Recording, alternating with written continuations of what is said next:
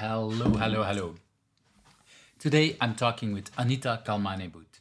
We talked about the effects of living on our own since 15 years old. Also about writing a book and generalists versus specialists. I'm Yves from Who's Agile. My pronouns are he and him. Welcome to my channel. You see a lot of agilists around me on this screen. If you want to hear me interviewing, please click that subscribe button because these are the people that I've invited so far. If you think I'm missing people, let me know in the comments. And that like button, well, if you liked today's interview, don't forget to click it. Hello everyone, and hello Anita.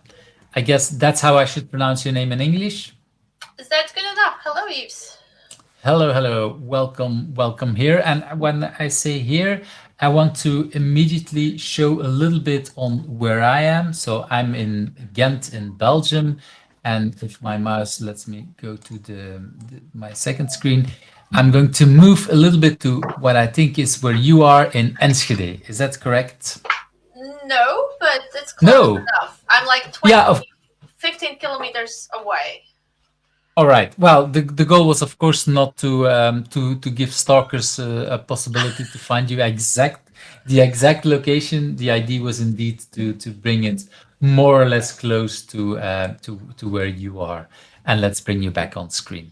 And Netherlands, that means that we're also in the same time zone. Here, it's for the people who are interested. I'm recording this at just a couple of minutes before 7 in the evening, and I guess it's the same time on your side in the Netherlands as well. Definitely. Yeah, Belgium is nearby enough. Exactly. That's I keep mentioning it for mostly the people who are not from Europe, that they might not always know what is the time zones difference for multiple of these things. So before we jump into these questions, Anita, could you say a brief little bit on who you are or what you want people to know about you?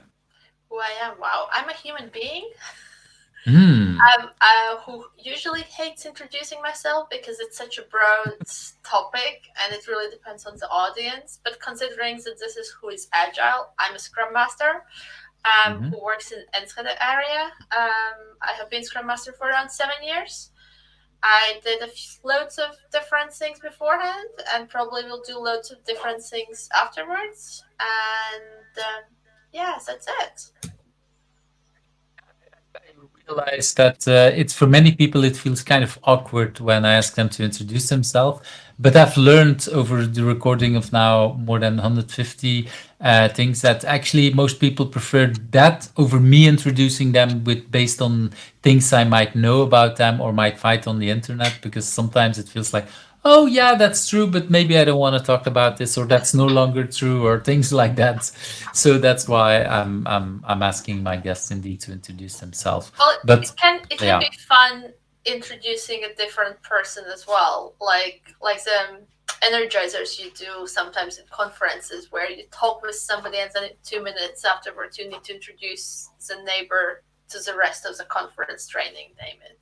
well, It's interesting what other people get out of it, what sticks to them. exactly. And there's a couple of interviews that I've done for Who's Agile with duos, and actually even with a twin. So there was two sisters who were twin sisters, and I asked them on the spot to actually introduce their sister. It was actually a rather fun way of introducing. So we Nice. didn't think about that up front, but I started asking about introducing, and then I said, well, or you could just introduce each other, and they jumped for it, and was yeah yeah, really fun episode. I will link the episode in the show notes as well for the people who are interested. That was a fun thing to do as well. Okay, let's jump into that very first question. What is something that people usually don't know about you, but has influenced you in who you are? There are loads of things people don't know about me, that's for sure. I think one of the things they don't know is that I grew up pretty independent. Usually when you have children and family and parents, the usual question is, at what time did you move out of home? In my case, it's at what time did your parents move out of home? So Wow.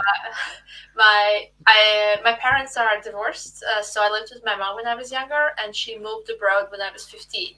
So as of age 15, I kind of grew up on my own. Obviously, you have grandparents and you have family and so on, but that has definitely influenced me being very independent and not being able to ask for help. Or find different people to ask for help, like your grandparents, or you completely didn't ask for help at that time. I definitely did, because when my washing machine broke, I went to my grandma other side of the town to wash stuff. But I noticed nowadays when I work or even in my private life, I really try to figure out things on my own, and only if it doesn't work, then you reach out to somebody, which might be sometimes too late. And there are obviously people who at first reach out to somebody and you say, hey, shouldn't you actually start thinking and Googling on your own? I love this topic because it's actually something I've noticed that many people are afraid to be that person that asks too much for help and doesn't look for it, because we all know at least one person like that. But in reality, I think in most teams, what I see is that there is a lot more people that are waiting way too long to ask for help. I don't know if you have that same experience or not. When we talk about developers, definitely I think it's also a bit of your ego. I don't want to come across as Hmm. somebody weak. When the fun thing is, when you're a junior, you're more likely to ask help, I think, than when you're somebody with 10-15 year experience. It doesn't mean that you're you can be senior on a technical level, but it doesn't mean you're always senior on a communication level, and that's also interesting. I feel that if you come in as a junior developer, a good Scrum Master or Agile coach can help you to open up and reach out to help pretty quickly. While if we have a senior coming to the team who thinks they know it all and don't want to admit they don't have answers, helping them to open up and ask questions, that's really, really tough. I agree. It's well, I've coached quite some both seniors and juniors, and I've also coached some or yeah, gave talks at students before they're leaving school, and it's always been my number one advice, like ask questions from day one. Because then people get to know you as the person who is asking a lot of questions, and then it kind of feels much more logical. But a lot of times, especially first people who are first from school, they kind of avoid asking a lot of questions, and by the time they dare to ask, it feels even more awkward, like, why didn't you ask that 3 months ago if you still don't know this? And then you're gone. So we were talking about asking for help and having a junior not asking, or seniors not always asking enough for help.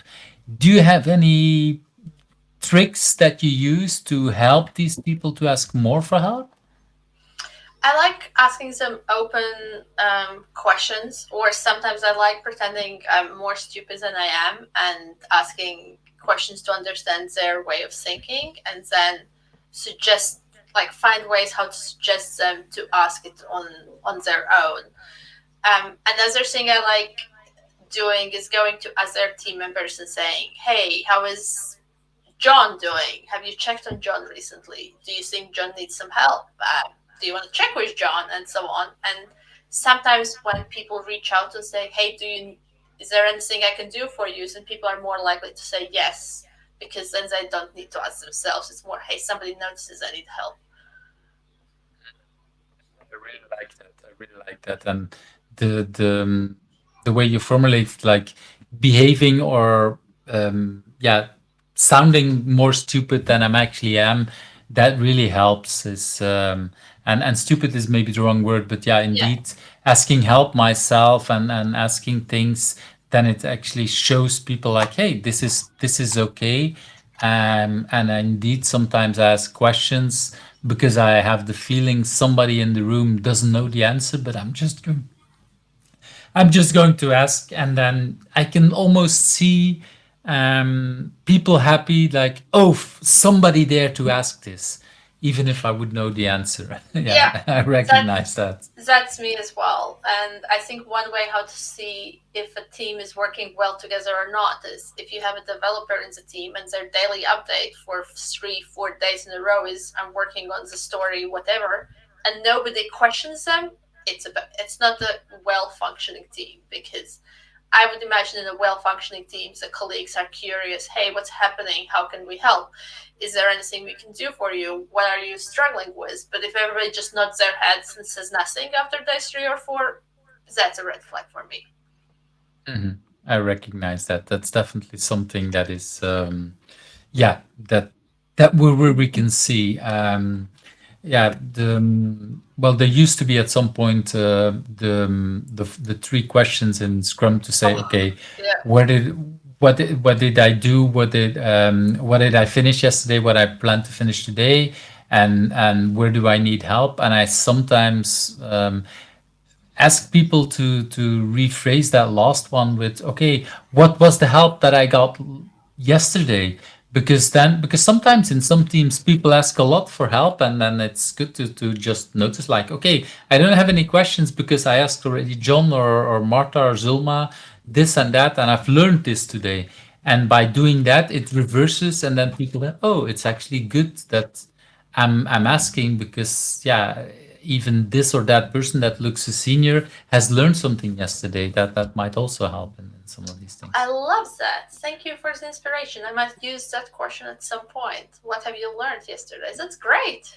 It's yeah, it's something I've learned that if in especially at some point I felt like that question, where do I need help, or what help did I ask, what help do I need? Sometimes it feels wrong, but at the same time, like you say, if you know that nobody's asking these kind of questions, you know something's off. And then I needed to play around with how are other ways to figure out if they're asking enough for help. It might be a problem, but maybe everything's good and this team is not waiting for the stand up to ask that, and they already have that kind of thing. And I yeah, hope so. well, I hope so too. But well, and especially remote, that might be even more hard. That people sometimes don't don't dare enough and find ways to ask these things. So and I want to go back a little bit to your story, because when you talked about, okay, your parents moved out, I don't, again, you decide yourself how much you want to share, but how was that for you then? Okay, I already think, or in my imagination, or that's at least what I hear from a lot of friends, is that when parents are divorced, it's very emotional, it's really hard for a child. But now on top of that, you have, yeah, you have to take care of your own. How is that? Is that something that was hard for you, or did Well, that for you, was that just my life and I go, yeah? my parents divorced a long time before that, so those are two different events. But I Mm-hmm. always say it was amazing that my mom moved away, not because I didn't want her, but you had all the freedom in the world. And when you're 15-year-old, obviously you could make a lot of Woohoo, trouble. party. I was not a party person, but it really, I don't know. I never had issue. I was actually very proud of myself that I can manage living on my own.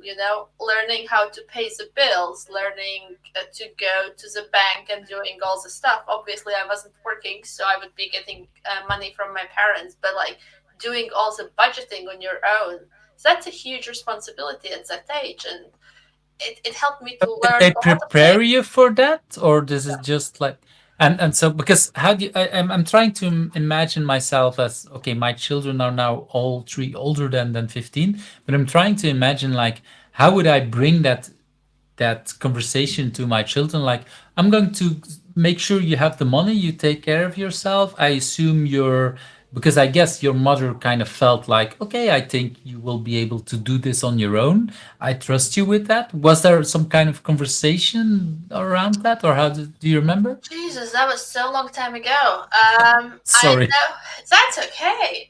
That was end of 90s. So at first, I don't think a lot of parents in year 2024 would be doing it. In 90s, we Mhm. had many more freedoms than children nowadays, and there were people were also less scared of things. Um, were there any conversations? It was supposed to be a temporary thing for only half a year. And I think we were given a choice, like, do we want to, me and my sister, do we want to live with grandparents, with my dad, on our own? And my sister was smaller, so I don't think she had a lot of choice. And I tried living for a year with my grandparents, where they would be taking care a lot, but didn't I didn't like it too much. They're not listening to this podcast, so I'm very safe saying it.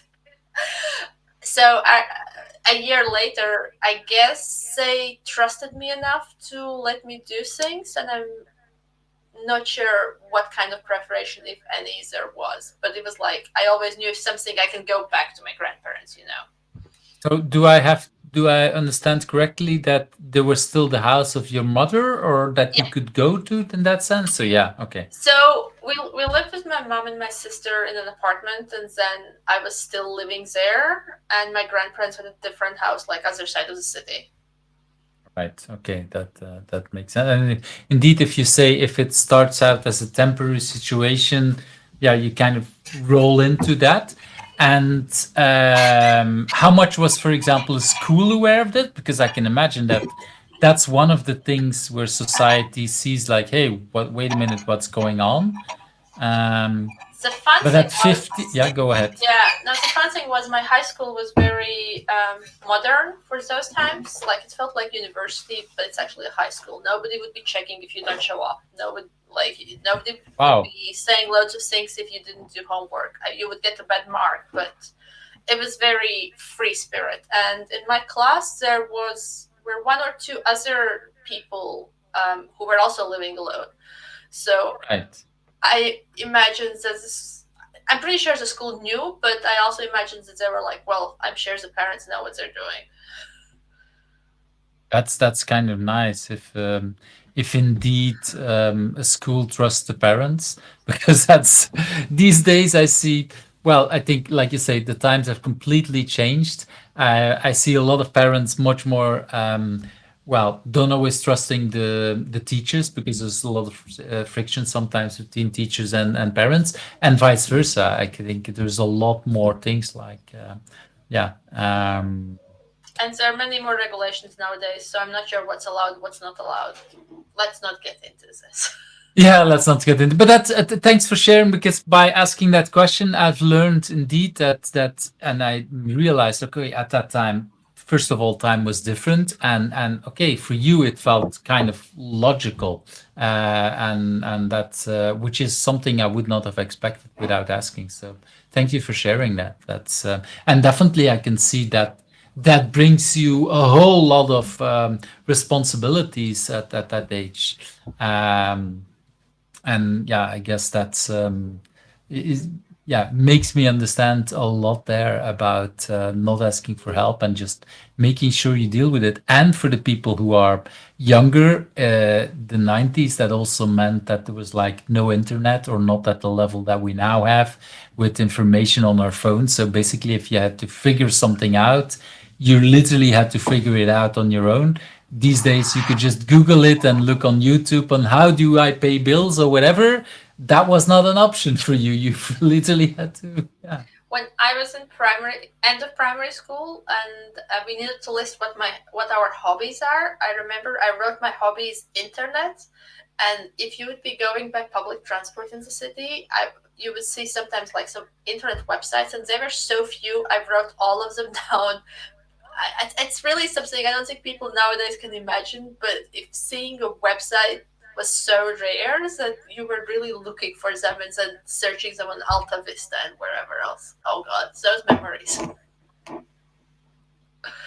That when you started talking about knowing these websites, I was exactly thinking about Alta Vista. That was basically a website where you could where all these links were, and you could just browse, just like you could browse a telephone book and all these other things that my children don't know anymore. Where Google in the beginning didn't exist, and so it wasn't like you could search. It was literally that you had that page and then you were gone and back again. So it was literally that you had to search on that page yourself, and indeed bookmark it and remember it and write that down. Oh, a lot of old memories coming back to Right? these kind of things. Oh, we could get in the rabbit hole talking about first. Yeah, that's what That. I thought as well. But it shows a little bit the difference because these days having children, and that's the interesting thing you say. There are a lot more regulations. A lot more children are less allowed to do things on their own, while there is actually much more information available that would be able to help out than you had. So that shows again how much resilience you must have had to learn yourself all these things. And indeed, you could go to your grandparents and ask some things. But doing that, I can imagine that you will first want to figure it out during half an hour before you want to bike or go to your grandparents. And then, yeah, that will take you a lot longer. And think So, about when you were in primary school and you needed to write a paper on something. I don't know, history lesson. Write a paper about whatever war. Before internet, we would just take like encyclopedias in the bookshelf and find all the information, assemble it together. And nowadays, you have ChatGTP who does half of the work for you. problem is you don't know anymore whether the reference. Well, with the encyclopedia, I didn't always know where the information came from, but at least it was a kind of trusted source Yeah. of kind of information. And indeed, I remember the days going to the library and looking for different books and asking the librarian, where can I find more books on this topic?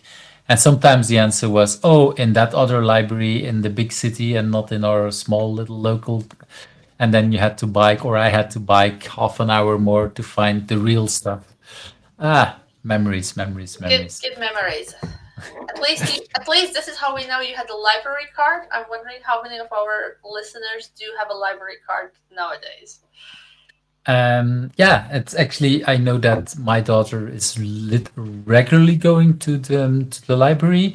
But yeah, it's mostly for books that either she has to read for school or that she wants to read. But less for, well, I think hardly ever for research, although the encyclopedias and other things are there as well. Let's move to that second question. If you hadn't not been doing what you've been doing now, do you have any idea what would have become of you? I have changed my careers enough times in my life not to know, but I can tell you Hmm. what I wanted to be when I was a kid. Yeah, We were that's talking interesting. about childhood today. So, until the age of pretty much 20, I think, I wanted to be a writer, like a book writer, you know.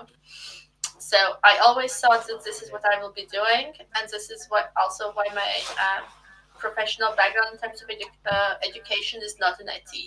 I'm working in IT, but I never studied anything related to it. Actually, my first degree was in journalism because I figured out that the closest thing to becoming a book writer is to write news articles. And did you ever went into journalism then? Yeah, yeah, that was my first jobs for a few years. Cannot tell you how many, but I also worked as an editor in chief for a couple of newspapers. Okay, so really, and did you ever um, work on that dream of becoming a writer, starting writing a book, or did that disappear while being a journalist, or what happened with that dream? I had that dream where I was working on that dream before I started studying, and then I figured Mm. out once you start writing nonfiction, like serious news articles, somehow my fiction, like my possibilities to write fiction disappeared. Like the words I were using changed, and I was not able to be so poetic. And you could have said, okay, but you can write a book about something what has really happened. But before that, when I was a kid, all everything I wrote was fiction. It was based on life and whatever else, but they were never true stories. So it never occurred to me to write an autobiography or a book about famous people or something. And throughout the years, I have written quite a lot of stuff for internal communications for most of my companies, and I also had a kind of blog while I was working at Booking.com, where we would be publishing weekly interviews with our colleagues. So I still get a chance to write, but never on the level of beautiful poetic fiction, unfortunately. Like you said, you moved on and you learned to use other kind of words and yeah, you yeah, other parts and other skills came to you. What about you, Um, Yves? What did you want to become when you were a child?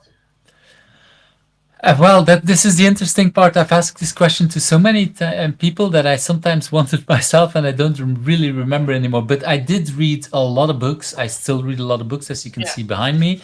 And so, yeah, at some point, I think writing was definitely part of that. I love playing music, so there's definitely, yeah, something like musician. Although very quickly I realized that I didn't have the skills for that. But yeah, that were things that were, I would say, when I was a teenager or something like that. So writing, indeed, poetry, other kind of things. But that was basically it. And interestingly enough, DJing at some point, which I did during a summer holiday for 2 months, working in yeah, how do I call it? In a holiday resort in the south of France, where at, I don't know, near the end I realized, like, okay, this is different because it's in a holiday resort. But imagine if I would do this full day in Belgium or other place. I wasn't even thinking about worldwide because then DJK was just not a Hmm. large thing like it is now. But I did realize that my life would basically be, yeah, getting up very late in the afternoon and getting to sleep very late or early, basically. And I realized that if I ever want to have children, and imagine I was like 22 or something like that, and thought, oh, if I would have children, how difficult would that be? Now these days, and that's when I decided, let's move to whatever I studied, which was IT. If I now think back, it's like actually that would have allowed me to bring my kids to school and be there when they get out of school. Okay, in the evening I would be gone, but I didn't realize what other options were there, and what other things. But so that said, I also realized that it would be a very difficult life, money wise, and because you spend a lot of gear, spend a lot of money on buying music and everything for not sure how much money you would get. So that's when I dropped kind of that idea, I would say. I think that's a pity when you say that you didn't realize what other options are there, because I often Hmm. think that I could have studied IT if I had the right role models, because I was very good Hmm. at mathematics. It was the easiest subject in school, and algebra was like no brainer. But I never thought about studying IT, although most of my friends were studying IT and most of them were working in IT field. And it just never occurred me, maybe because there were not any female models to follow who would be doing it. You would see the typical guys. And by the time I really thought about it, I was too lazy to change my studies and start again my third different topics. So, for all the listeners, encourage your children to think out of the box of some things they might not think of, but actually might be really good at. I really like that you bring that up because, and actually, it's really sad, especially if you think that the very first programmers were women, but by the 80s and 90s, that Yeah. that image got lost. Let's put it like that. I've actually, well, I was lead coach in Coder Dojo Ghent, so I was teaching or helping children to learn how to program, and we did a lot of work to bring in more girls. And I have to say, it was, yeah, it was mostly the fathers that didn't think it was something for their daughters, even though I sometimes saw when I asked, so I literally asked girls in front of me. So there's a boy coming in, the sister is coming along, and then the parents are standing behind the children. And I would ask the girl, would you also want to join, or are you also subscribed? I would see a big smile, and then the father standing behind saying something like, yeah, it's not for her. And then I see the smile going down. Aww. And it's not just one example. I literally had like 5 or 10 examples like that. And of course, I couldn't just say, well, look at your child, but I kept asking, are you sure? And again, a big smile. And And then since then, I keep repeating that story to many people because it's literally, yeah, in many cases, like you say, the environment not stimulating or sometimes contradicting, think, oh, it's not for her, um, even at moments that they could be for her. That said, I did send at some point emails to all the girls in the school of my daughter, in the class of my daughter, and I got one reply that surprised me as well. That was like, yeah, she can't come because she has a contest of squad driving. So four-wheel squad drive. Awesome. And this was a girl, I think she was 8 or 9, and I didn't see that coming. I had to say that I was like, oh, I want to stimulate and I want to be open for all these things that girls can do. And there is an 8 or 9 year old girl that is driving with a squad some kind of contest or competition or whatever. And it's like, okay, I'm biased as well. So Do you have in Belgium the initiative called Girls' Day? no, I don't know. No. Tell me about that. Yeah, the Girls' Day definitely exists in Netherlands, and it's Hmm.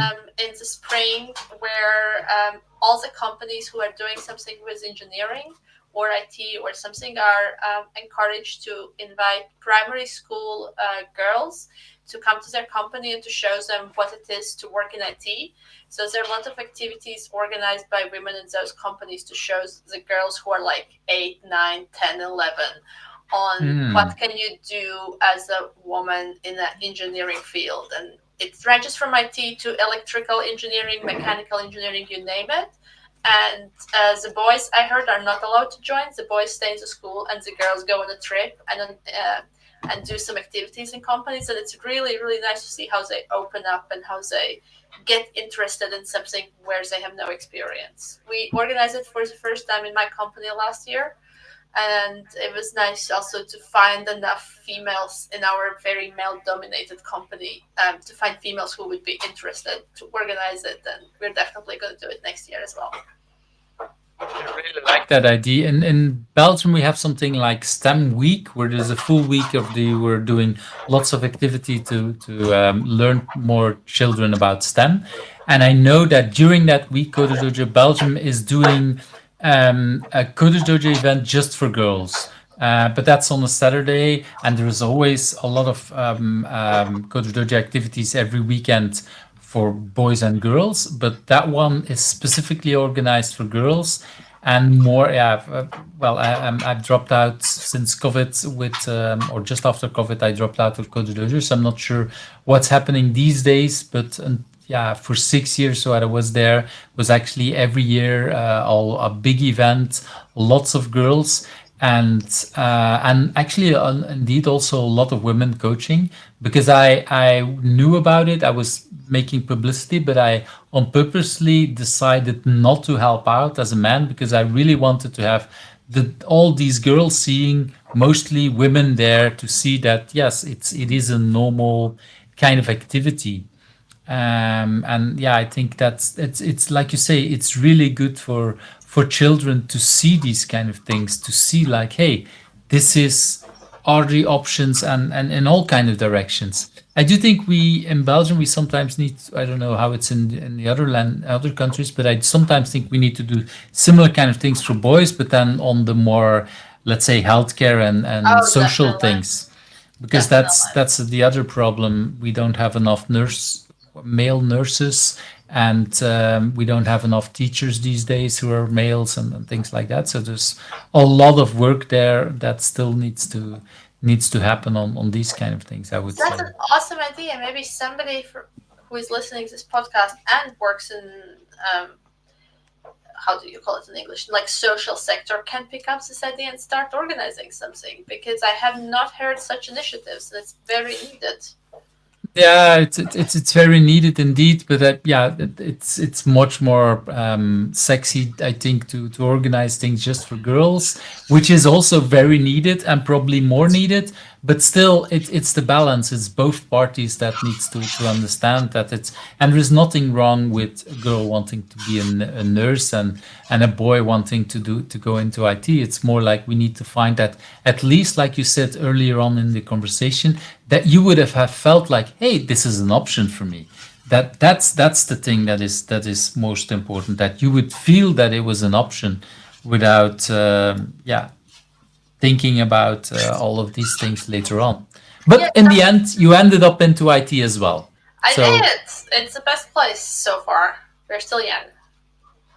well, and I think that is then the good thing is that you're, still invited. And I do think, and I don't want to go into too much negative part, but at the same time, I know that in Belgium we see a lot more women leaving IT, and so the problem is not just in getting more women in, but it's also making the environment nicer for women to stay in. I would think. That's another part. Is that the same in the Netherlands? Do you have similar kind of problems or? I have heard about it, but I'm not sure if I heard about it in the US or here. I have not heard it from any of my female friends or colleagues, so I cannot talk about it simply. Okay, but that's fine. We're already being sidetracked very much into to lots of other things. When you talk about what you've done a lot of different kind of things. You talked about writing. Um, Are there things where, if you look back, like for example today, is that although it's not front and center, is that still something that you say, well, maybe at a later age, I still want to write a book or do something with that, independent of what kind of book it is? I'm sure my mom would be listening and saying, "Yes, please, you should do it." You never say no.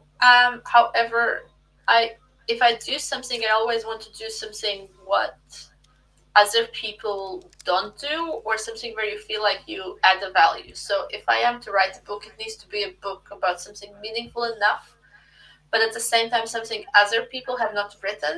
And finding such a topic, it's a tough job. So maybe, but I wouldn't want to write another romantic novel because we have way too many of them in the world.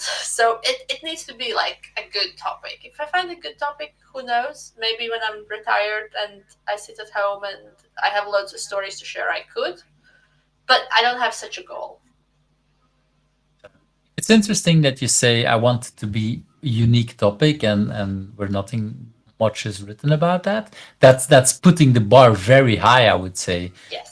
because there's. I do remember when talking about agile. I do remember at some point, learning about retrospectives and reading that book of Esther and Diana, and I'm thinking like, oh, I still have also some ideas on how improvement, and I did quite a few presentations and a lot of workshops on retrospectives, but it never occurred to me to write a book because I felt like the most important book is already written about that.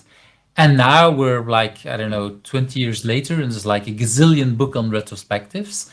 And now I'm thinking like, oh, actually, I could have maybe done that, but no, it's like I want to write something unique, like you say, and actually a lot of other people don't feel that urge, and then write something and bring something else, because I think that's it's not because it's already written that there is no unique extra thing that you can bring to that, But or you also need to enjoy some activity yourself, and you need to enjoy, in this case, writing. And I wouldn't enjoy writing something which I know a lot of other people have already said. And obviously you can say I have 10% different insights, but is that enough? Would I be reading it? Would I buy such a book myself if I have read 5 different books on that topic? Probably no. So yes, the bar could be high, but it's the same with job applications. Often when I see a job application, I'm like, I don't think I'm the best candidate. So even if I fit all the criteria, I'm like, I'm not going to apply because it's going to be a waste of my time. I'm going to get disappointed. They will have loads of other candidates. So I just move on to a different job where I think, okay, that really matches more. And I think among all the candidates, I will be standing out. understand that, and at the same time I'm thinking like, but you will miss out on so many job opportunities and so many things that are Definitely. really for you, and you can just sit at home and do nothing. Yeah. or go into indeed a completely different kind of thing. At the same time, I also hear that with all, well, we didn't talk about all the jobs you did, but the multiple things that you did, it also makes you a very generic, not a specialist, but how's this Yeah. called? Yeah, the generic kind of person that does a lot of different kind of things, and that brings a lot of value to all the jobs that you're doing. The more other kind of things you've done, I would say. There, there is a wonderful YouTube TED. There's a wonderful TED talk on YouTube about multi potentials. I think that's a word. Hmm. I cannot remember as who spoke, but I'll send you the link if you want to put it in the comments. And the idea of that TED talk is there are people who are really good at one thing. Let's say you are a front end developer and you're amazing. That's your passion and you're really good. And that's great. But there are also people who are good at several things, and the current society kind of pushes you to choose this one approach and say you need to specialize in front end development. So, if there are people who are good in several things, but maybe not perfect in each of them, they can easily get a lot of experience and knowledge Technical issue. use yourself in a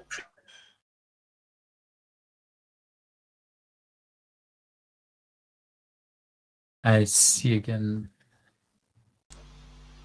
and we're back.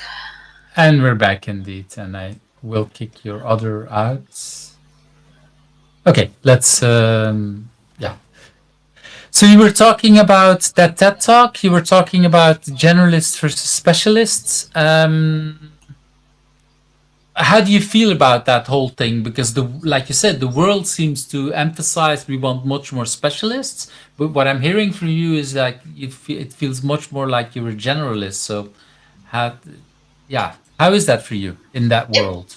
it was very frustrating a few years ago because I kept thinking, why am I never satisfied? Why do I always keep changing my profession like every 5 years or so? Why am I? And then after after listening to that talk, I kind of came to peace with myself and I started to appreciate my background more and realize, okay, that's just how it is. I deep dive into something for a few years. I get as good as I can personally, and then maybe there's something else coming up which sparks my interest, and then I deep dive in that as well and use my all previous knowledge to build on it. And I always another story I tell is before becoming a scrum master, I worked in a development team. I was a copywriter, and moving from copywriting to scrum master, it brings you a lot of benefits because you were in development team. You saw how scrum is being implemented from that perspective, but you were not a developer, so you had a bit of different insights. And it really helps you as a scrum master to ask the right questions, to look at the people in a different way. So there are loads of benefits of that actually. Like that. It's indeed, yeah, very way a good way of looking at the world, I would say. You remind what you said about the TED Talk reminds me of a couple of books. There is one that's called Range that is looking at these different kind of things. There's another one, how's it called? So Good They Can't Ignore You is also about, yeah, where learning about where you're good at the work and these kind of things. Um, so really important because, and especially I would say in the agile world, I have the feeling that in the agile world, especially for agile coaches, scrum masters, it's less about the specialist. It's more about, okay, bringing people together, and then it's really good to be generalist. Doesn't mean we can't. There is no value in having a specialist scrum master that, for example, knows something very technical that might also be helpful. But I think it's a little bit both of these kind of things.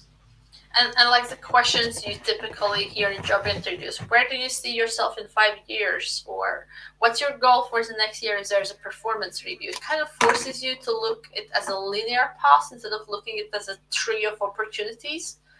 So I have become very honest in saying I don't really know where I will be in 5 years, and I don't really care as long as I like what I'm doing.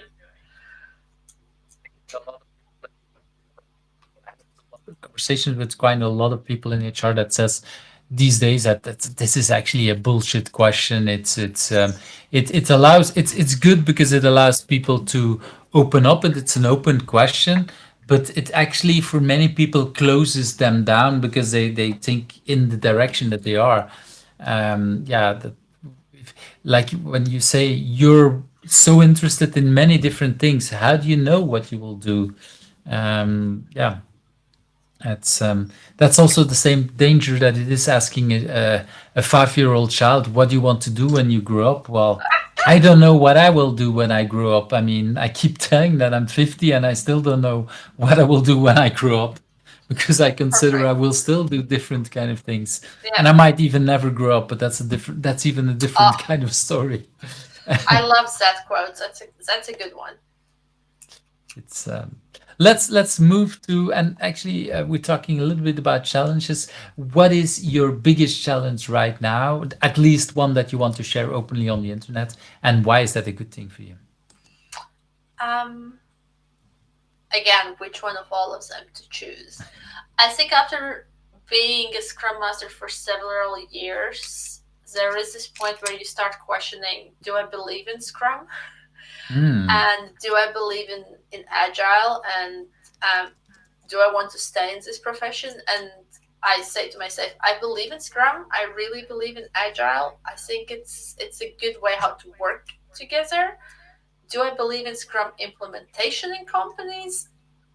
I'm not very sure about that.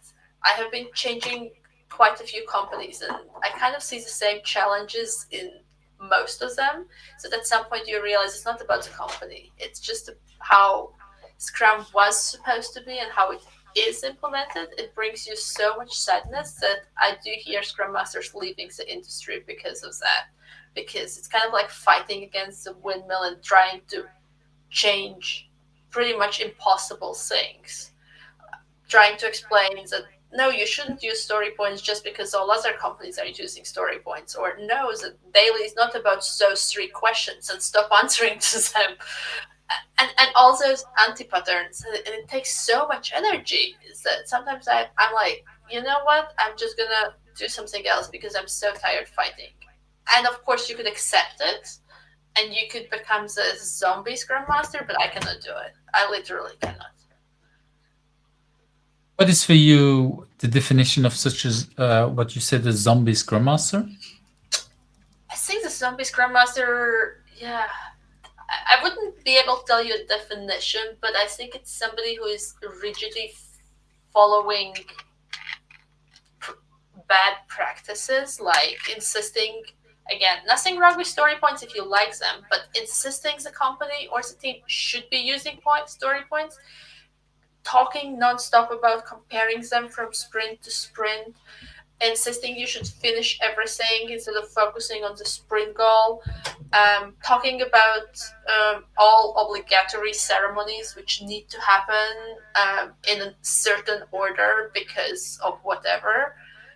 So somebody who kind of follows without thinking about it, like I'm sometimes okay if you don't have time for retrospective at the end of the sprint because there is, I don't know, an escalation and all the website is down, then we will obviously not be doing retrospective at this point because we need to bring the website up.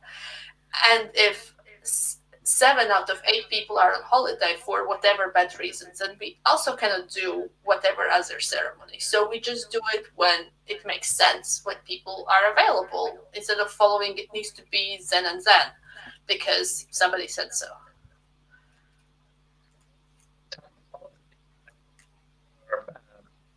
Well, doing or wanting to do agile in a non-agile way, like okay, in a very rigid way, doing whatever they've learned is agile.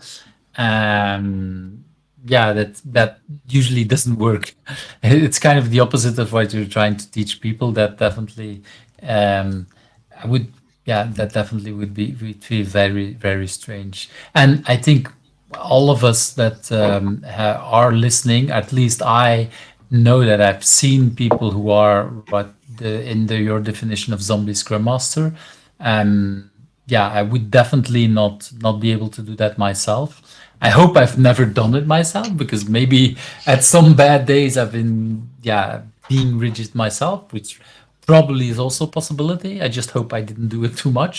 Um, but I think it's really important to think about that, and really, like, I loved your example about if something is broken, website down or whatever, if our customers are having problems, well, maybe it's not the best moment to think about improving the way we work. We first want to improve the situation.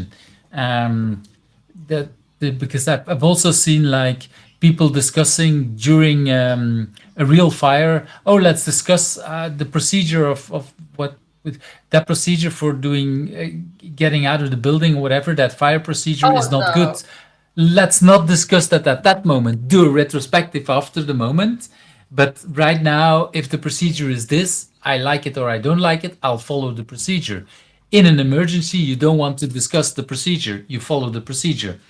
After it, we can discuss. And of course, if the procedure is saying going out of that door and that door is blocked, then you need to do something about that. But that wasn't the case. There was literally something where there was a discussion, is this better or that better? Well, kind of, this is the agreement. There's people who thought about that. Let's do this now. And afterwards we can, yeah, it would And also be a very strange thing to say there is a fire. Let's all sit down and let's jointly discuss what's the best exit. That's oh not the no. way you deal with Sorry, I interrupted you, but that kind of image about dealing with an emergency, you would not want to have a consensus about how to deal with such a thing. There is probably a plan for that. Let's follow that one. Exactly. And I really don't blame those zombie scrum masters, because I know it's super hard to not be one and to try to change those things. And sometimes it's easier to accept what's being pushed on you and just execute things blindly. So, and I'm still trying to figure out where is the real problem we as scrum masters could solve so such things don't happen. Is it in the company culture? Is it in the all the wrong information online? Is it, I don't know where, but even no matter if they are junior, senior, what kind of team members you have, often in job interviews, I hear them talking about Scrum in a totally wrong way and being so sure that that's really Scrum that it starts somewhere much, much earlier where it needs to be fixed. Like getting enough females doing engineering starts in kindergarten. Then it starts again with the parents and how they were treated, and then that's the Never whole ending big thing. circle. Yeah. But yeah, but that I'm saying that because it also means that you can interact at all kind of levels. Because it might be too late for a certain person, but it might help out for the next generation or for the next kind of thing. Because that is indeed, yeah, it is important. And like you say, there might be some scrum masters who doing it because they don't even realize it. Maybe they're trained in the wrong way. Maybe they literally think this is the best way of dealing with that because that's how they live in their life, and that's how they deal with uncertainty. That's a little bit what I'm seeing as well. Talking Thanks for about Scrum, sharing all that. Yeah, go ahead. Go ahead. talking about Scrum Masters and retrospectives, when you were talking about all your retrospectives, retrospective ideas, somebody asked me recently, what's the best team retrospective, or what's the best template or idea and whatever else. And I said that the best retrospective for me is the one facilitated by the team. And it made me think that once upon a time I joined the team as their first Scrum Masters. I never had any. They did have a team lead, and they were rotating, facilitating retrospectives. And I sat in a couple of them where they were being facilitated, and they did an amazing job. And I said, okay, do you want me to facilitate as well so you can see how I'm doing it? So I did a few retrospectives. And then a few afterwards, the team lead came to me and said, actually, the team prefers to facilitate it themselves. And I'm like, yes, that's awesome. That's the best team ever. Because they want to take the responsibility instead of dumping everything on Scrum Master. And I'm sure you also have heard of teams where as soon as Scrum Master goes on holiday, suddenly no retrospective happens. Yeah, that's there's multiple reactions going to my mind. because you said so many different things. Yeah. Um, I'm not sure if it's the best by a team, but definitely it's something that is really good. Having teams doing some kind of retrospective themselves, learning about that, learning how hard it is, understanding at least where why a scrum master is asking certain things.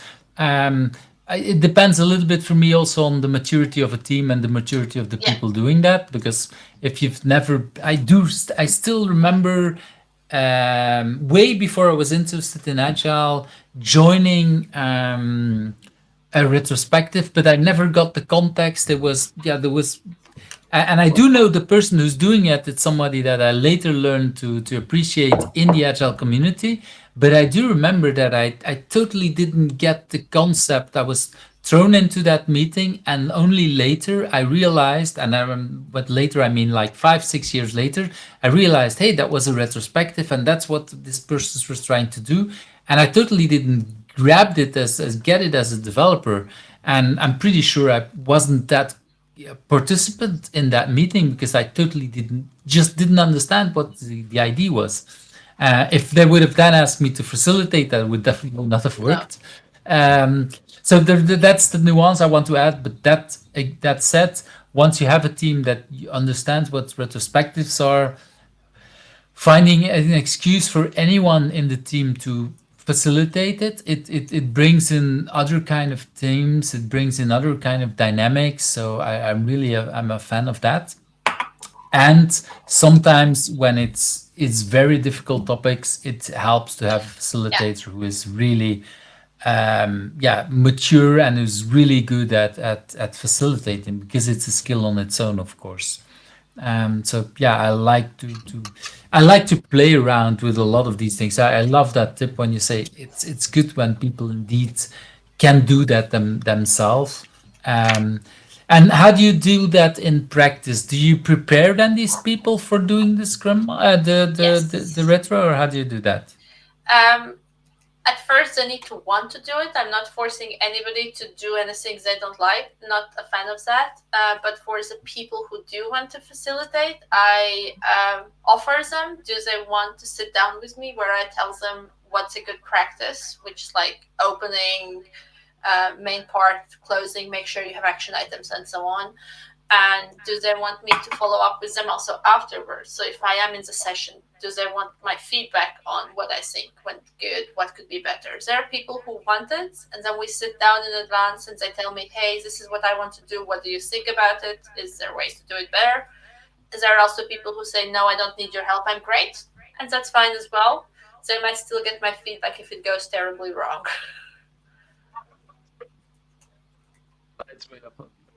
Yeah, so that is already a great way of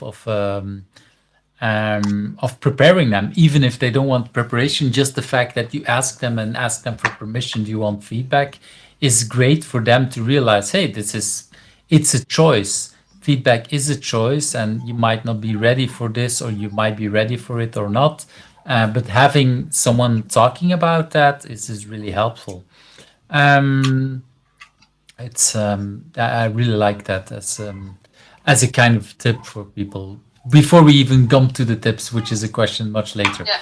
Let's move to that drive, because that question for me, what drives you, is I feel a lot of passion, just like with many people who are here on the podcast. I feel a lot of drive. So do you know where that drive is coming from when you look at yourself? It's definitely internal. Like, other people cannot drive me. So if you want me to do something, I need to feel that it's a good idea. If I don't feel it, nothing will happen. Well, no, that's not true. Nothing. It will be much harder, and you know what I mean when I say nothing will happen. It will happen, just not so good. But where it comes, I kind of want to say I want to make the world a better place, but then we're here talking about agile instead of fighting the worst. So that's a bit hypocritical from me to say so.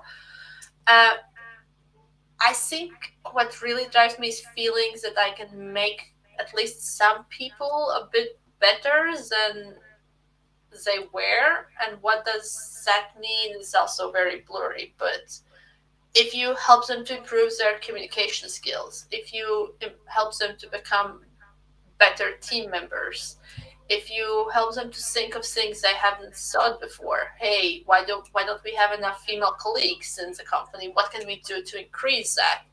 All kind of such things. And when I see that happening, then I really enjoy it, and I notice I want to do many more such things, which is also one of the reasons why, apart from being a scrum master, I talk most of the other time about neurodiversity and why is that one of the underdogs in product teams. It's and I really like the nuance that you bring, because indeed making the world a better place, I think it's very nice, and it's too broad, and at the same time it sometimes feel like, oh god, there are so many bigger problems. Is that then really improving the world?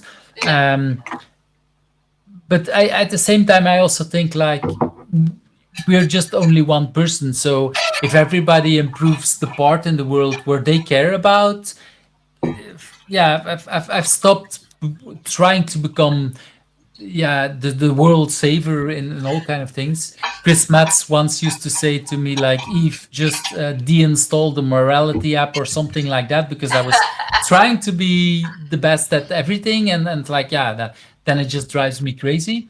Even on things like, come on, and for me, what you say is that it's a little bit that like, I want to improve some things. I'm trying to do that, and it might be for the team, it might be for the people, it might be at other kind of levels. And of course, if I can stimulate someone to, I don't know, vote against someone who will actively work with the war or some things, yes, I will do some of that stuff, but I will not go fighting against the war myself, or something like that. I mean, I might spend money to support people who are want to end the war. I might uh, yeah, do all kind of things, but I have to also look at what is, yeah, what do I have to energy for. And so I personally worked the last couple of years with people from Ukraine, so I care much Nice. about the war that they're doing, and because I feel that they fight the war um, uh, for Europe against Russia. So it's not their war; it's for me more a European war, and it's not like I don't care about the other war. That's the bigger war that is happening these days, or since a year. We're recording this. October 9, it's more than a year that there is a war going on with Israel and Gaza and lots of other things. It's not like I don't care about that war, but I'm much more personally involved in the one on Ukraine. So again, I'm not. Yeah, it's finding the energy for the things that is it. And I think that's a little bit the same as a scrum master. There is only limited things that you can change in a company, and I prefer to keep changing stuff as a scrum master, as an agile coach, as whoever, making the world a little bit better. And there are other things that, yeah, maybe someone else will have to, and I need to trust the world that other people will work on these things. And That's how what I easy want to it is say. for you to trust? More and more, I think. Well, this is the nice thing about doing a podcast like this, is that I've now met more than 100 people who care about all different kind of things. And of course, I've worked so many years with many different things that, yeah, it is like, for me, okay, I find people who care about similar kind of things. I create communities, I work in communities around these things. And I sometimes have to, I don't know, yeah, trust that things are working on and that other people are working on it. And I've actually seen it, that when I step out, I also allow other people to jump in, because Yeah. by taking the chance that carrying it, it might also think that other people say, oh, we don't have to care because Eve is caring about it, like, oh, okay, but then maybe I should just focus my energy on a couple of things and trust that other people will take care of things that, yeah. I think I have the same problem. What you have is letting things go instead of trying to do everything on your own. I'm getting much better about it than I used to be 10, 15 years ago. But when I still think of some projects I did in my previous companies, which were not continued after I left, it hurts. But at the same time, I think, well, if nobody picked it up, then apparently it wasn't important enough. And maybe if I was the only person who saw its importance, then that says something about me as well. And kind of changing your mindset and thinking important things do get picked up, that helps you to let things go. So also in the meetings, I try to stop volunteering for everything and kind of look around who is volunteering, who needs some help to start to volunteer to do things. And instead of me doing everything, now my goal is to help other people to step up and do things they have never had. So somebody who is involved in a project for the first time in their lives, somebody who is volunteering to an activity they have never done before, somebody who facilitates a retrospective without having facilitated before. I think those are much more important milestones than doing everything on your own. I think it's yeah, I agree. I can't disagree on this, and it helps again to yeah, let go and trust that other people will care, and yeah, that's but it's a learning thing. I really like that you bring that up. That it's like, okay, you're better now, or that's at least how I'm hearing it. You're better now than you were at previously companies, and that's fine. It's part of growing up. Yeah, It's part of well, as parents, this is also the thing that we have to learn, because when you just have a firstborn child, and I know you have a child that's rather young, I remember still that first weeks and days, it's like, I'm the only one who can really take care of this, me and my partner.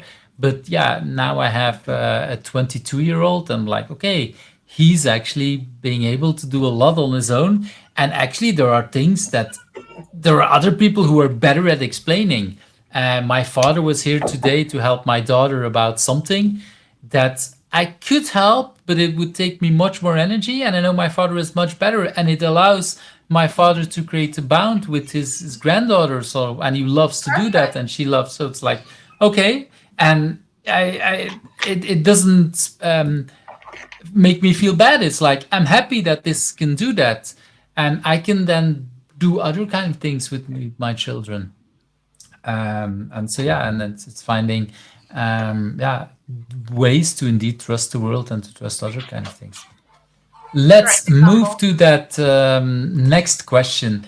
What do you consider your biggest achievement? And before I jump Oh into God. that question, a typical thing, what I've noticed is that this is basically your moment to brag, and so to be really proud. Is that easy for you, Anita, to brag and to be proud? I want to say no. Also, I think for people who know me from LinkedIn and who know me in real life, it could sometimes feel like a bit two different people, because when you look at Mm. my LinkedIn, you see me doing a lot and I'm showing all my achievements and so on. Talking about it like face to face, that's much harder. Hmm. Learning, still learning. But it's the same person. It's the same person doing. And is the fact that you're doing that on LinkedIn helping you to talk more about that, or is that really different for you? It does help because, again, remember, I used to be a writer, so writing is the way how to express myself. And me being a neurodivergent person, writing in general helps me to tell much more than what I would be able to tell face to face. And it's weird, but again, when with my first boyfriend when I was 13, there was really something I wanted to tell him. Um, and I'm not sure what it was, but it was something really emotional. But I was not able to speak, like bring it to the words. So I wrote him a letter, which I asked him to read next to me. And you could say, okay, people could be just talking, or those are just teenagers, but Mhm. that still stays with me. Sometimes it's easier to put things in writing. So I can brag about things easier in writing than in person, but learning how to do it. I love your mug. It's awesome. Thank you. I got it from with the team I was working with.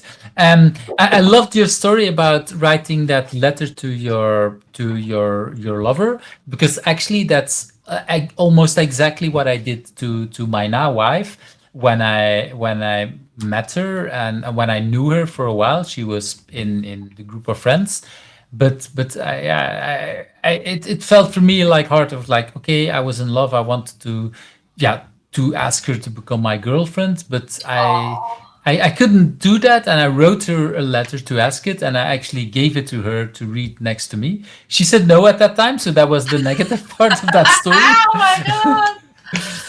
So there is when I started talking, I realized like, okay, it wasn't it didn't end, or it didn't begin that good as I was thinking. But it was indeed a way to say stuff in I think a better way than explaining it, or than talking. And yeah, it helped me. And I know that at that time I was writing a lot of letters to a lot of people, yeah, friends, lovers, whatever, in that whole period before. Um, and I actually ended up then a couple of weeks, I think that same evening. Actually, I think I wrote a poem for her, about her, or yeah, to get a second chance or whatever, which I then published in somewhere in a magazine of the youth club, without adding her name to it. But she knew that was for her, or she figured it out. But that it's yeah, it's sometimes in writing, it's indeed sometimes brings more condense, and then to help talk, because of course you still at some point need to start talking about some of these things. I would say. And now, obviously, everybody will want to know how long did it take her to become your girlfriend? Oh, I don't know the exact timing, but it's I do know the exact moment that we started, which was 25 of May. And I think that giving that letter was somewhere in April, maybe the end of April, but probably more Oh, the beginning of April. So not that long. Well, if you're how old was I? 25 at that time, 24. That 2 months is a long period, I yeah. would still say. But yeah, this is we're talking 96, so that is 28 years ago. So compared to that period that we're together, that is a very short amount of time, I would say. That's a beautiful story. Thank you for Thank you. sharing. Well, you triggered it with telling about that first lover that you wrote a letter to, and saying things, and yeah, I think there's so much value indeed in something to write, and then finding a way to then better more talk about it. At least for me, I recognize what you say there. But that's a lot of introduction to the question, what is your biggest achievement? So now I'm really interested to learn, is there something where what you consider your biggest achievement so far? I'll share my biggest achievement lately in the last years. I think that makes more sense. I really am proud of, or proud, yeah, of giving talks and workshops about neurodiversity. And what I especially Mm-hmm. like there is it started with just me doing one workshop for one conference because I really wanted to speak at Scrum Facilitators Originals Conference. And then I was Mm-hmm. looking for original content and I found it. And I was like, okay, that's a cool topic. I'm going to do it. I didn't expect that it will turn into something so big. And at the moment when unknown people approach me and say, "Hey, can you do a talk in my company?" I was like, "Wow, I must be good at something. If people I don't know are asking me to go to their companies with quite big names." Um, so yeah, I'm pretty proud of that, and I like how people are recommending me to other colleagues in other companies. And I want to say it's not only the topic, which is super, super important, but the way how I look at it apparently is unique or interesting enough that it really hits people who's, and you see how they open up during those workshops and sessions and appreciate that it's not only a lecture, but you give people a chance to talk about things they haven't dared to talk before. Mhm. I really like that. Well, especially when you say that other people who've seen your talk recommending you at other places, it really means that it triggered something into them. And that they really say, like, hey, there is value, not just for me and not just for the audience that was there, but also for people who weren't there. So please repeat that, or please, this or that person invite this because I think it will be valuable for you as well. So that is really one of the nicest feedback that you can get, I think, as a speaker or as a workshop facilitator. So that is indeed something to be really really proud of. So let me do this. Oh, I hear claps. Thank you. It's yeah, this is integrated in the software. The bad thing is I can't turn it off. If once I launch it, it keeps going. If I click it again, it will launch again. So, but I love it. I don't always use it. I don't always think about it. But for this one, it really triggered me because indeed, not that this is that the others that I've heard for other people are not that good, but it's just like this one triggered me so much. The fact that other people recommend you, I really, for me, it sounds so much indeed something to be proud of and something to see as a big achievement. And what I loved as well about your story is that you say, okay, this is just from the last year, the last couple of years, because of course this is how our life is, and we're in different parts, especially with what you shared earlier on. You move in different kind of parts, and of course, as a when you were a journalist, you were the most proud about such an article or being published, Oh whatever. yeah. And that's a different kind of life that you have now. And it's not really about comparing that article about this talk. No, it's just like at this point in your life, this is what you're most proud of. And I think that's really is a nice way of looking at the world as well, I would say. Okay, I want to move to that next question. What do you consider a personal agility tip? Is there anything you want to share? I don't want to be boring, but I will still say what works for me amazing are to-do lists also in your private life. You can call them a bit as like product backlog, because I do write not every day, but most of the days. I write things I want to achieve today, and then I have a different list of things I need to do in general, but it doesn't need to be today. And if I focus on the first column, I really notice I get done a lot of things. If I focus on the second column, those are things you have postponed for one or another reason. There are reasons they didn't happen. And sometimes it's really hard to tick them off. And if you only tick one, you get so tired that you do nothing else from the most important list. So, my personal agility tip is, if you feel you want to be more productive, write very small to-do lists and see if you can prioritize them in the right way. And mine are really basic. It can be take a shower today because otherwise I might forget it. Cook dinner. Bring shoes to the shoemaker. Like really simple things which take a few minutes, but if I don't write it down, there's a chance I'll forget. I really like that, especially because, well, like we just said, is that you have a very young child. You're a young mother, and I do still remember that period in the beginning.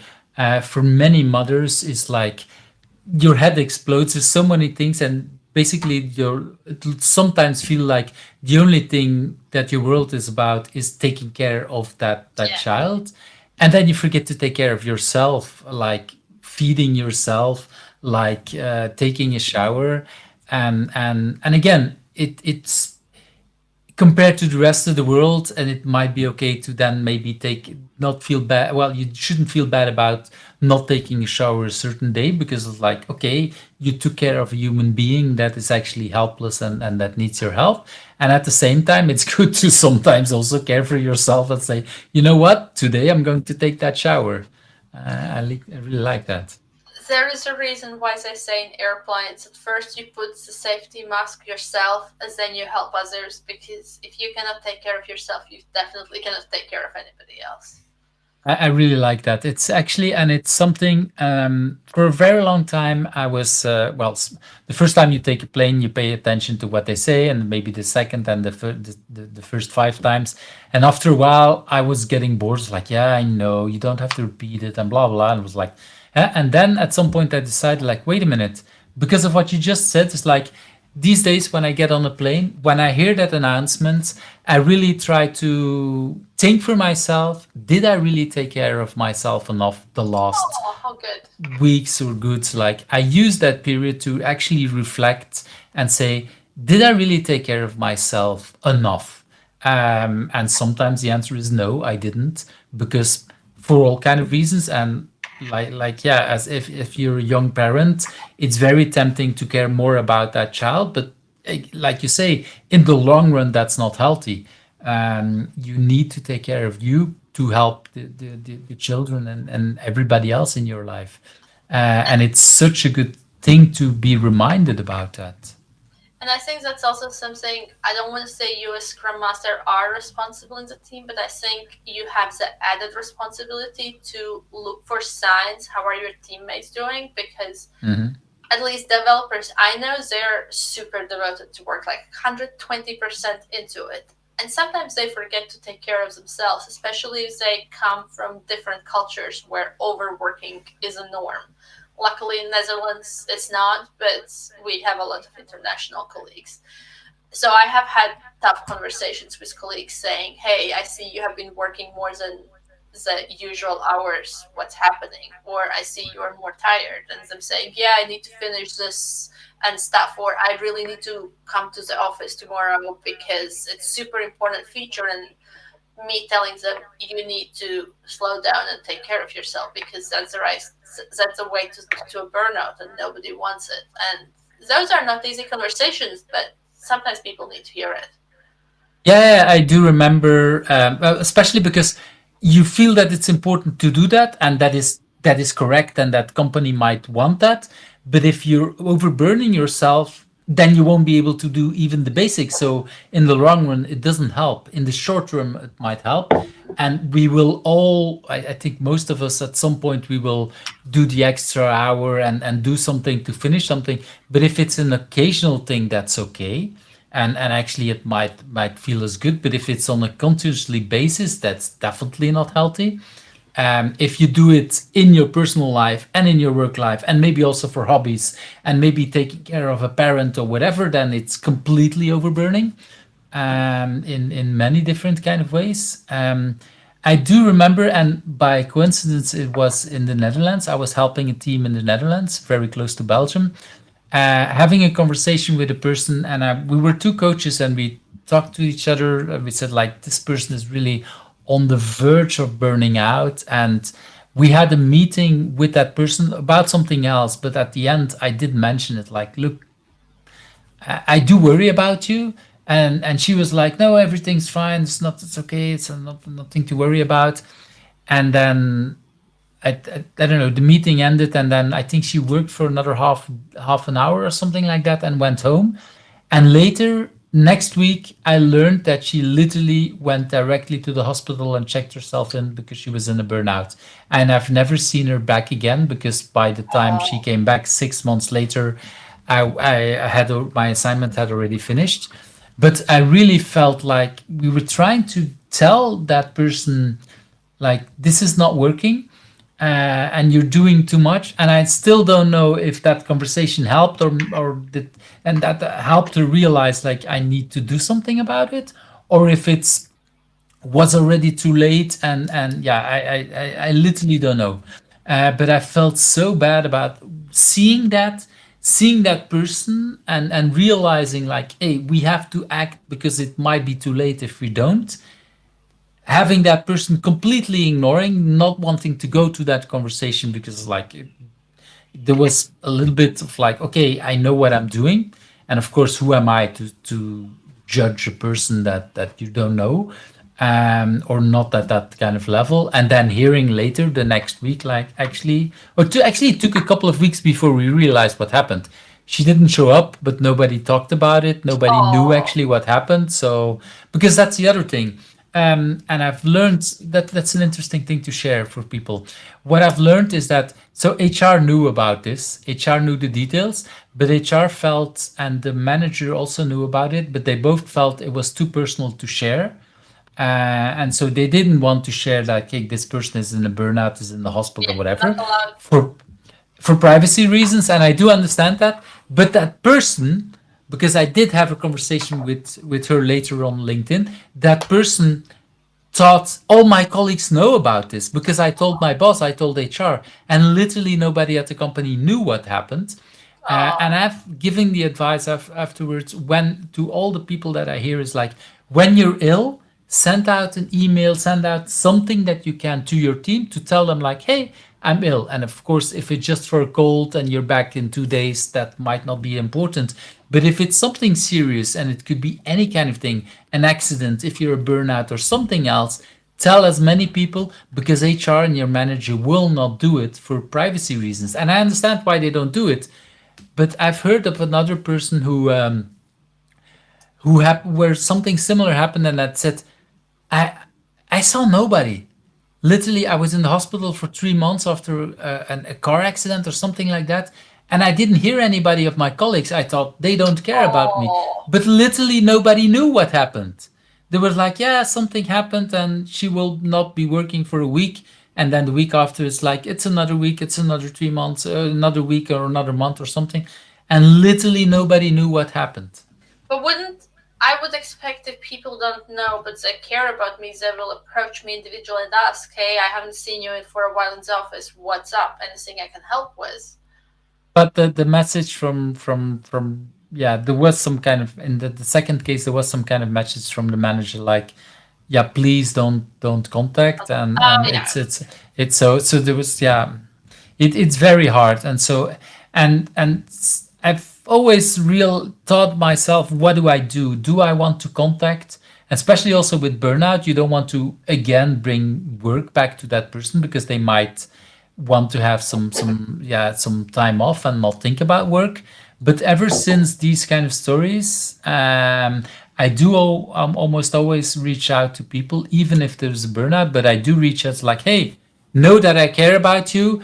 yeah. I know that this could be a bad timing and maybe you don't want to talk with anybody at work or whatever. No, I care about you. And if you feel you want to talk or if you feel this is my phone number, please. Yeah, okay.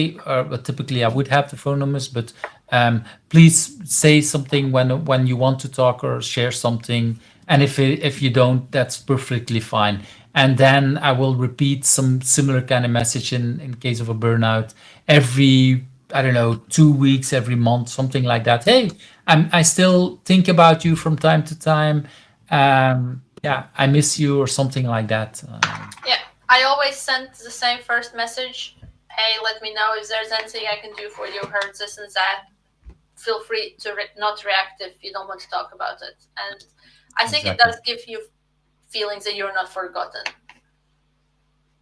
Exactly, and that thing that's so important to have give people that message like I'm not ghosting you. I'm not. Yeah, I care about you. And again, especially in case of burnout, it is important to leave people the space to not care about work and not think about it. But yeah, give them that option. I want to move to that next question and about remote work. And you already talked about working in an international environment and things like that. So, what have you learned about remote work that you want to share? Ooh. Um, Two things. I learned something about myself and also something in general. What I learned about myself is that I don't like remote work as a person. Hmm. Before that, I thought that's awesome. Possibility to work from home and blah, blah, blah. After COVID, I realized I like doing it every now and then. I also worked for a totally remote company for a while, but I don't like doing it. I think I might like it depending what's my profession in the future, but as a remote scrum master, It's terrible for me personally. I need people to observe their body language, to see their faces, to see their interaction with each other. There's so much what you can do just by reading the room and being in the background, which I haven't found how you can do that through Slack and online meetings and so on, because there's so much happening behind the scenes what you don't see. And I'm not that person who always goes to everybody and asks, hey, how you're doing. I like observing and bringing those observations, and I cannot do that remotely. So I usually go to the office, but I know it's personal, and there are amazing remote scrum masters, and that's totally fine. It just, I cannot be my best scrum master. So that's one thing. And the second thing, what I learned is that video calls on a team level are not for everybody. In the beginning, in the COVID first days, I was encouraging everybody to turn your camera on. We're here together because it's just a few days, then we go back to the office and blah, blah, blah. And then throughout those COVID years, and reading a lot, I learned that there are people for whom actually video calling is very draining and it works backwards. So now I'm more at ease and saying, you're very encouraged to turn your camera on, but if you don't want to, that's totally fine as well. I saw a lot of that. Um, the the one thing that I both recognize and I also don't recognize in the sense that what you say about body language. I read a very interesting book, I think by now 2 or 3 years ago, about how what's the title? How emotions are made, or something like that. And what I've learned from that book is that actually most people overestimate how good they are at reading body language. So we're really good at reading body language from the cultures we know. And especially with remote work, we might be working with people from totally different cultures, and we completely miss all these kind of things because it's a different kind of style and whatever. And so that is something, yeah, that with that book, I've seen like, okay, body languages might be different. And there was a nice example given on this podcast, and I can't come up with the name, but it was a person that was living in South Africa, and she noticed that for her, she needed to use different body language at home and at school. Oh, And that was wow. interesting. She learned that very young, I think 7 years or old, something like that. Like if she got reprimanded at school, she needed to look at the teacher. I think that's the what she said. She needed to look at the teacher, that the teacher felt like you're listening to me. And if she got the same kind of message at home, she needed to look down because the parents felt like it's important that you respect your elders and you're not watching them. You kind of look as kind of, yeah, a way to say. And there's these two. So the one culture was more the English culture, and the other one was more the South Africa. I think it's South Africa Oh, I love culture. it. And so and that example always stick with me. Like, wow, this is a girl at an age of very young going to school and learning. Like, hey, there is different ways to behave, because if I would look at my parents, they would not accept. And then at school, I did the exact same thing as at home. I didn't look at the teacher, and they were yelling at me because I didn't look at them. Look at them, listen to me. And it was like, I was listening, but you were not looking. And people, and very quickly she learned that the teachers felt that you were listening to them when you looked at them. It could be the opposite around. I don't remember the details anymore, but it was definitely looking and not looking. I really Uh, need to dig more into this because I love cultural diversity and I like learning about other cultures. And obviously, I work in a very Dutch office. We do have a few different nationalities, but we're 90% Dutch. So it's very Western.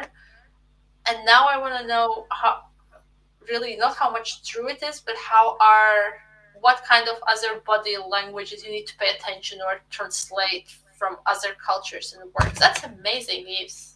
That's Well, like, I will list the wow. book in the show notes. The book is written by Lisa Feldman Barrett, if I'm remembering correctly, and and it's called How Emotions Are Made. And there's a lot of in that book, but the part about body language is the thing that amazed me most. But it's a really great book, and actually it already been on the podcast a few times that we talked about it. But it's a really great book. I'll share the link with you later after our conversation as well. And there is a couple of other books about different kind of culture. Actually, behind me somewhere there is the Culture Map, which is Oh, another that's book amazing in book. Yeah, one of my favorites. and so there's actually a lot of book, and there is another one where the two authors were on the podcast about agile in different kind of countries. Trying to Hmm. Adopting Agile Across Borders is the name of the book. It's somewhere there in my office as well. And yeah, that again, very interesting learning about how different cultures are, and how agile might be. Yeah, why you would need, well, adapt is maybe the wrong thing, but yeah, how do you bring the different kind of things, because like you say, cultures are different, and because of that it's really important to know. And what you said about the whole remote work is like some of these things might be about more the culture part than the remote part. And I also think it's age. The way I've seen indeed with a lot of how would I say it, with a lot of team members, that they don't always like to put on their camera. Like you say, it's draining energy. Um, and if I look at, for example, for me, I grew up like the way to contact my friends or my girlfriends were like, okay, I would phone and it would be, I don't know, an hour on the phone with my girlfriend, even if I saw her already earlier that day. That was the kind of thing we did. Um, and video calling is feels different to me, but I see my daughter in the morning sending very short video messages to her friends, like really bursts of 10 seconds, 5 seconds videos, and then she gets a reply from her friends, another 5 seconds, and there's a whole back and forth. And these are throwaway videos that nobody records, but that's how she does it. Similar like how other people might send text messages Yeah. or other kind of things, and it's a whole cultural thing. So for her, I feel that video calling feels much more natural than it does for a lot of other people. So again, so it's not just culture, well, it's culture, but also So the age age. cultures and these kind of things. I think we will be moving to our last question, as we will not manage to do everything. Well, there's one thing I definitely before. Well, yeah, indeed, we're having. I do want to hope about to hear a little bit about the book, um, because that's a typical thing. Is there one? Because think you gave me a lot of names, right? I gave Is you there one. okay, what's the book? Because I gave you Phoenix Project, all but right. I wanted to ask if Zach has not been on a podcast before because it's so Yeah, I want to say. there's a couple of people that talked about the Phoenix and but mentioned it, but they would not always talked much about it, because what happens is that actually a lot of people sometimes think that, oh, but that's such a famous book, everybody already talked about it, and then in the end nobody talks about it. So what do you like about the Phoenix Project? So Phoenix Project was suggested to me in the beginning of my Scrum Master career when I was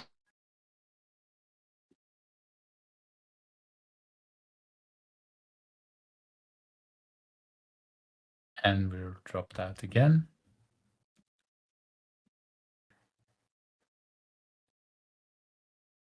That's really. and I'm back. And you're back. Let's also kick Yes. out your second person that was still there. So, the Phoenix Project, what I heard is that you said that somebody talked about that and said this is what you need to read in the beginning of your career. That's what the last thing I heard. So we were having a conversation with my manager back then, who is also an avid book reader, and I was complaining about something at work, and he said you should read Phoenix Project. Hmm. He got me the book, I think, and I read it, and I was like, "Oh my God, they just described my company. How is that possible?" And it really totally changed my approach and understanding. Hey, we don't have unique problems. It's not so. specialists, I think. Those are very common, typical agile problems in software development. Every company or most of companies go through. And reading it was just like a light bulb is opening up in your head, and you're like, this is totally us. Every single sentence could be written about us. I'm exaggerating, maybe 80% could be about us, but it was crazy. Um, and I love reading, although I hardly ever read fiction nowadays. When I was a kid, I read loads of fiction, but nowadays I'm more into nonfiction. So being able to read that book, which was fiction, was really entertaining for me because I enjoyed every single page. It was so easy to read. At the same time, you would be learning things in a like a not top down way, but like growing with the book. And since then, I have suggested Phoenix Project to so many different people because I really like the way how it's written, and it really made you realize you're not alone there. Yeah, I like that. And indeed, it is. Well, you say it's fiction, but it's fiction that it's a story. But it's a story that helps you understand some problems and some other things. Um, I love what you say about it. It sounds like it's every company thinks that their problems are unique, and in a way they are. But at the same time, the solutions might be not so unique, and in a way that we can learn from these things. And that book, like you say, so many people recognize that. And again, maybe not everybody 100%, but there's definitely a lot of things and characters. I think when I first read the book, I could immediately see like, okay, I know this person and I know Yeah. that person, and maybe not all for my company that I'm at this moment, but definitely all the characters that are there. I know people who are like that, and I probably was one of them or Yeah. multiple of them at some point in my career. So hopefully we convinced a few more people to read the book if they haven't done it yet. Yeah, exactly. That's a little bit what I hope as well.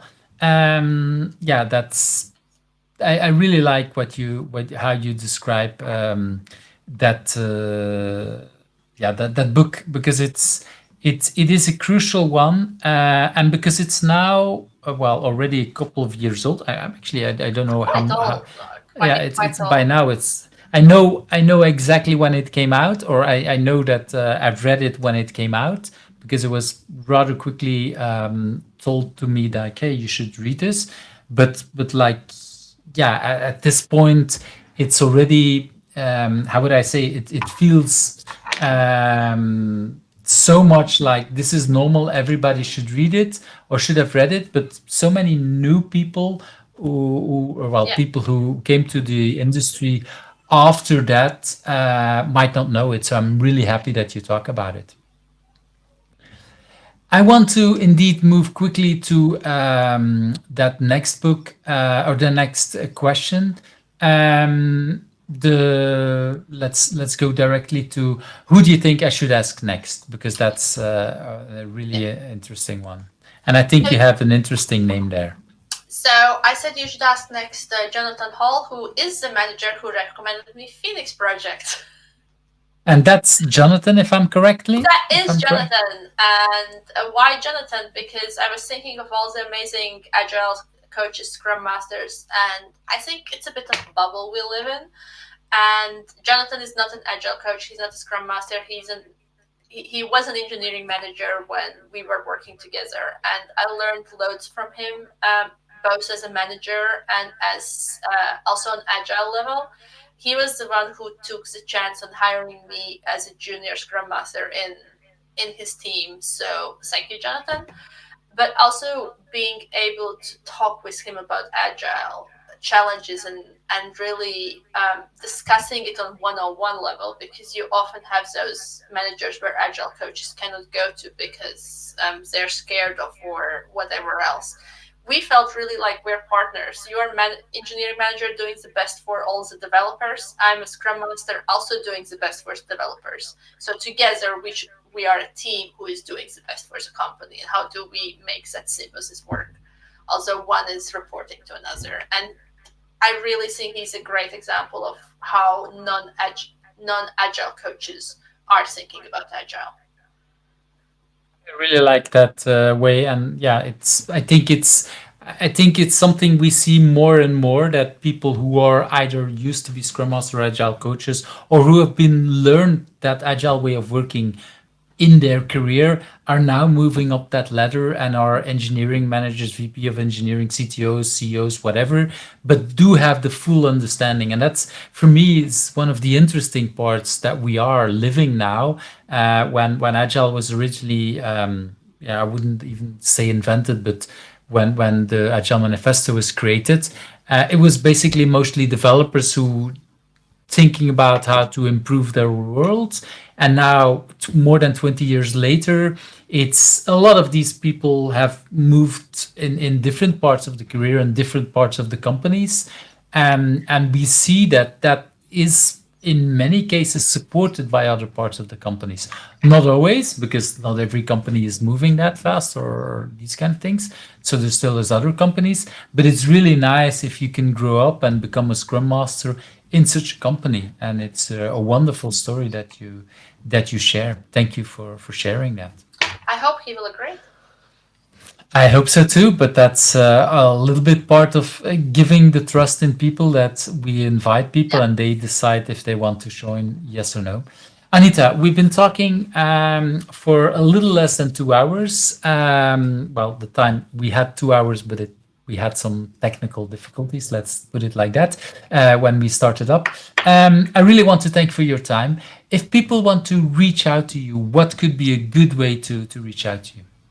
You can easily find me on LinkedIn. I have a unique surname, so not so many people do look on LinkedIn. And this should be the link, if I'm correct. It should be, yes. However, if you reach out to me on LinkedIn, please add a message. I don't accept connection requests from people without messages, which is why I didn't accept Eve's for quite a time, because there was no message. So I needed And to I can message somebody explain. else. This is interesting because I get the same thing like you had. I don't like people recommend sending without a message, and I've learned recently that if you did, so LinkedIn has changed their policy the last, I don't know, year or 2 years ago, is that if you don't have a paying account, you're now limited to sending messages. And to, so if you connect to a person with a message, you can only do that to, I think, 3 people a month or something like that. Oh, So that's really horrible. They kind of trick you. I think it's a dark pattern to trick people into paying. So yeah, I had for a very long time, I had a paying account, so that's why I'm not sure how long they've been doing that. But this year I didn't have a paying account, and yeah, it blocked me from doing it. And so that's why I decided at some point, when I publish an interview and people are invited, I would just, on the same day that I publish the interview and people are invited, I would also press connect to kind of hope that people would make the link, because otherwise I'm limited into the number of people I can send a message to, because I do connect with more than that. And I want to use that for the other kind of people that there is no link to. And it's very annoying. I hope that LinkedIn is listening and changing it, but I doubt that I have that kind of influence. yeah. Well, I It's have learned loads today, Yves. Now I will need to change the way how I say people to approach me on LinkedIn. What I sometimes do, if I see somebody I want to connect with, and if we have common connections, I ask those common connections to kind of introduce us, because I really want to get a response from whoever is that person. and So that's already something that's, for a while, you can only ask limited connections or things like that. But I'm more and more using these kind of tricks, or sending emails, could you introduce yourselves, and things like that. Yeah, I've LinkedIn more and more annoy. Yeah, it feels like the only social media I'm still using, because Twitter and X, or whatever we call it these days, is just out of the window these days. And I'm relying much more on LinkedIn, but at the same time, they're doing so many dark patterns. I'm like, come on, it's it should be helping me to connect with people, and not. I do understand that they need to earn money, so that's why I had for quite a while some a paying account. but I also have to make choices myself on where do I spend my money. And so this year I didn't do that. I That might makes be doing sense. that again. Um, well, anyway, thank you for your time. I know it's very precious with a young child. It is important, yeah, to find the time for yourself, to find the time for your family. But I'm really grateful because it was a wonderful time for me to spend The same, tonight with you. Evis. I'm really happy I got to know you. Thanks for this conversation, and I'm looking forward to meeting you once in person in one of Agile events. I definitely look forward to that as well. Thank you. See you. Thank you for watching Who's Agile, where the stories of agilists come to life.